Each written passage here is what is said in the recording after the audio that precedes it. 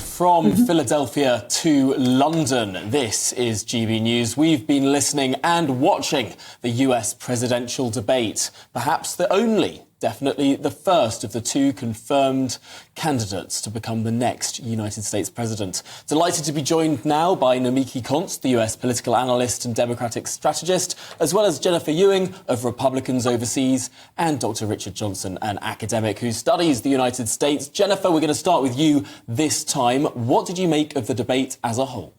Sure, I thought it was good. It was clearly a lot more energy than the one we had on June 27th. I guess the question will be, will it be as consequential? I maintain it's not for people like myself. It's really for the undecided voters.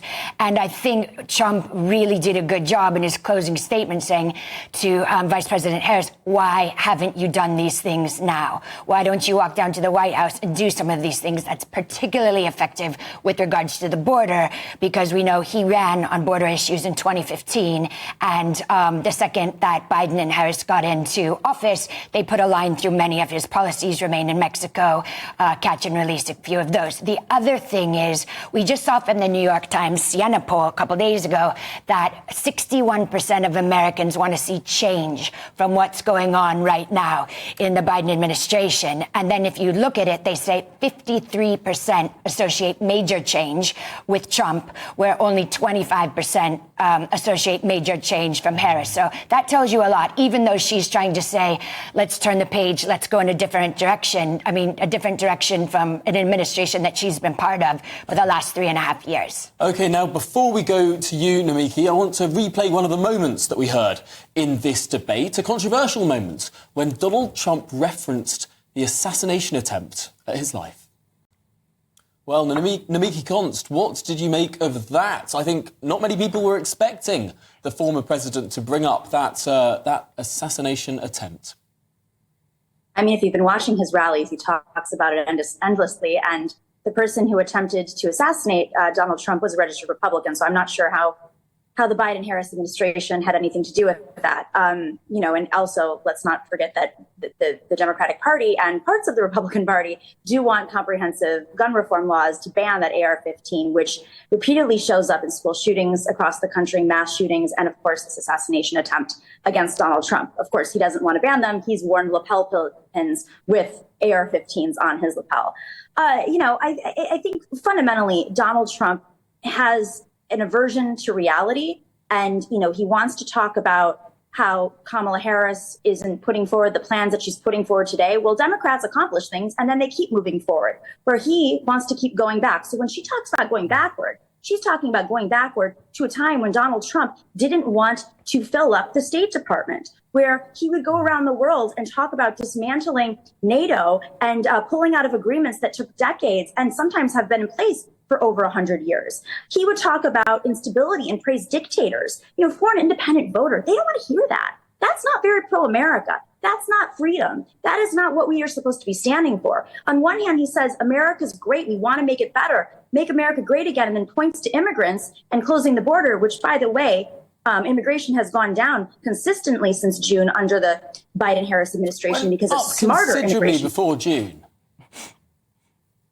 It was. And part of that is, frankly, because Donald Trump had border laws that were undeniably difficult. And he created instability. I mean, the border situation is very complicated because it has to do with several countries in the global South, in Central America, in South America, Haiti, Cuba, Venezuela, Nicaragua. And there's many different factors at play here. But Donald Trump never wants to address those factors. He never wants to actually go to the root cause. He wanted to give his friends and family contracts at the border to jail migrants, where they built actual cages. He wanted to. We're going to turn to Richard Johnson now, because Richard, there are some strong areas that Donald Trump could have turned the debate to, but it did seem that he got sort of bogged down and didn't really get to those areas where perhaps he would be stronger.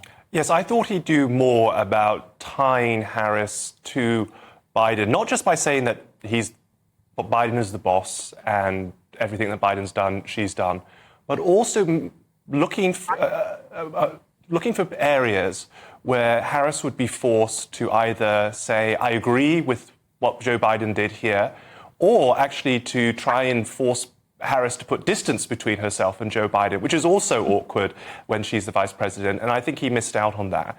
You know, she came in as the unknown quantity. She had more to prove. She was known as someone who had made verbal gaffes, word salads, seen as unserious. And I think she put to rest a lot of those concerns in this debate. She came across as very poised, very confident on the issues, and very professional. So I think in terms of doing what needed to be done from each of the candidates' different perspectives, I think Harris was more effective than Trump. I think it's clear that Kamala Harris was probably more prepared for the debate this evening. One of the strange moments that we heard was when Donald Trump tried to get it back, the conversation back to that issue of illegal migration, and started talking about people eating cats. Shall we have a listen? Now, Jennifer, what do you make of that one? So actually, it's a story that's taken off on the internet, and whether people say it's true, it's not true. I know the police and the townspeople have said we have no reports of that. However, going back several months, there are city council meetings where people are complaining about this. But the story is bigger. This is actually a town in Ohio of 60,000 people, and 20,000 Haitian immigrants were moved into it because Kamala Harris said we've put them into this basically special program that gives them status so they can come in, and violence has increased. And so I think the bigger issue here is just like with the flyover states, the deplorables, no one's listening to these poor people who've had their town overrun. Now, whether somebody ate their cat or, stole a goose from the pond, that seems to be up for debate. But the bigger story, which I think encompasses the entire election, is there are forgotten people who are not being listened to. And just like in 2016, when Trump heard those people, I think that's what's going to happen again this time. Namiki, is this a risk for Kamala Harris, that actually a lot of the people, perhaps the people in flyover states, the people that aren't so politically engaged, they're not necessarily going to sit there and listen to an hour and a half of political debate? Fair enough. But I also think that if somebody is voting on those issues, they're already supporting Donald Trump. Listen, my family is Greek. They were Greek immigrants, and they went to Buffalo, New York, and Ohio, and they were in a lot of those communities. Every generation has a version of those stories, and I think what Kamala Harris can do very well, and she hit on a little bit, I probably would have liked her to do more so, is the immigrant story, because it does relate to most Americans. Not everybody was born with, a silver, gold, platinum spoon in their mouth like Donald Trump, who was raised in Queens, where I live right now, and it's the most diverse place on the planet. I think drawing those comparisons is really important, but those voters that are voting on illegal immigration first, I don't even think they exist. I think there are voters who vote on that maybe second or third out of the fear mongering that Donald Trump, or maybe they first got engaged with Donald Trump on that.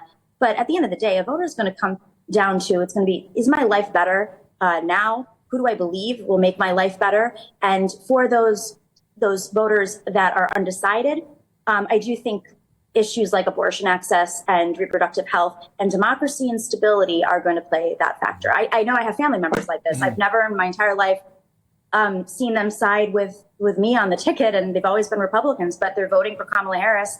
Same reason why Dick Cheney is. I guess it's a really big tent right now. Interesting point there. Rich, you were bringing up earlier this issue of pivots, this issue of how Donald Trump was almost goading at some points Kamala Harris to jump at issues. For example, when Donald Trump said that Kamala Harris's father was a Marxist. Let's listen at that point. Well, Richard, she didn't jump. No, she didn't. And can I just say on the cat thing, I mean, this is a real example of a dead cat strategy. Oh, very good. But you're right. I mean, Harris was more disciplined than Trump. It's interesting, as a side point, of the number of sort of centre-left politicians who have Marxist academics. His father, Pete Buttigieg's late father, was a Marxist academic, and our Climate Energy Secretary Ed Miliband's father was a Marxist academic as well. So there's something heritable there for centre-left politicians in the US and the UK. But on a more serious point that you raise, Harris kept on message. For someone who her reputation before she became the nominee was someone who couldn't be disciplined, who, quite frankly, even in the single interview that she's done as the nominee, she wandered a bit in her answers to Dana Bash in the CNN interview. She kept on point, and I think that that will do her well. In terms of the Okay.